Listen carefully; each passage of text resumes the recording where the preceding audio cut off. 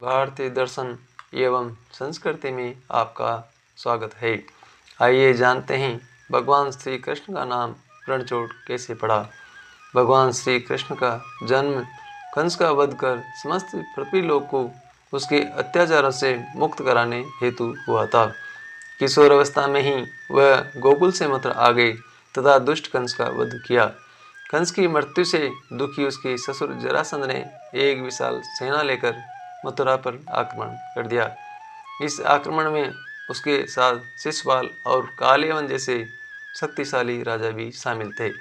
जल्दी सेना मथुरा जा पहुंची और मथुरा की राजसभा में कृष्ण तथा बलराम को जरासंध को सौंपने का संदेश भेजा गया। इस युद्ध को टालने तथा मथुरा के निर्दोष नागरिकों को बचाने के लिए कृष्ण ने रातों रात वहां से सैकड़ों किलोमीटर दूर समुद्र में एक नई नगरी द्वारिका का निर्माण करवाया। अपनी माया से उन्होंने समस्त नागरिकों, उनके पशुओं तथा संपत्ति को नींद में ही नई नगरी द्वारिका में पहुंचा दिया। अगले दिन सूर्योदय के समय कृष्ण तथा बलराम जरासंध की सेना के सामने जा पहुंचे और उसको लड़ने की चुनौती दी। जैसे ही जरासंध और दूसरे राजाओं ने कृष्ण को मारने के लिए शस्त्र उठाए, दोनों भाई भागने लगे। कुछ ही देर में दोनों भाई बहुत आगे निकल गए और उनके पीछे केवल मात्र कालयवन रह गया। उसे देवताओं ने वरदान दिया था कि उसकी मृत्यु किसी अस्त्र या शस्त्र से नहीं होगी। ऐसे में वह निर्भीक था और लगातार कृष्ण का पीछा करते करते एक गुफा में जा पहुंचा। गुफा में राजा मुचुकुंद सो रहे थे। पूर्व में देवताओं एवं असुरों के युद्ध में राजा मुचुकुंद ने भी भाग लिया था। युद्ध में देवताओं की विजय हुई।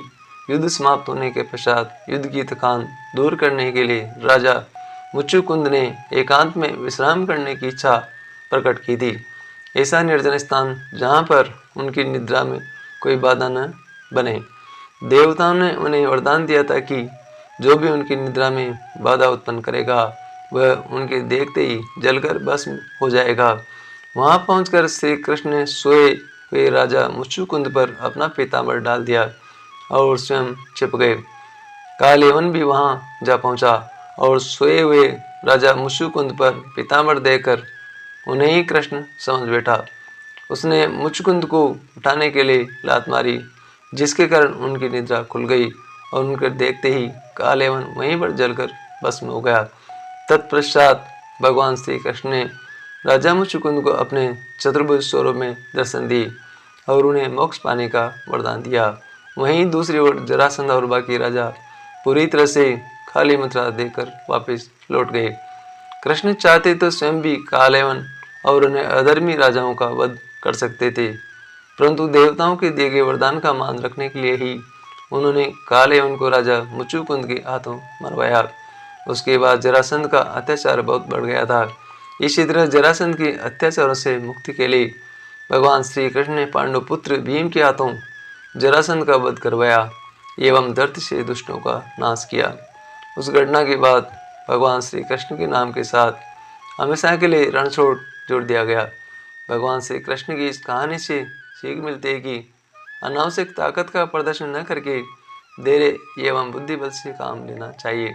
जिस तरह श्री कृष्ण ने बिना हथियार की कालयवन का वध करवाया, ठीक उसी तरह सांसारिक कार्य में सफलता के लिए प्रत्येक मनुष्य को अपने विवेक का उपयोग करके संकट का सामना करना चाहिए। इससे समय एवं शक्ति दोनों को बचाया जा सकता है। जय श्री कृष्ण।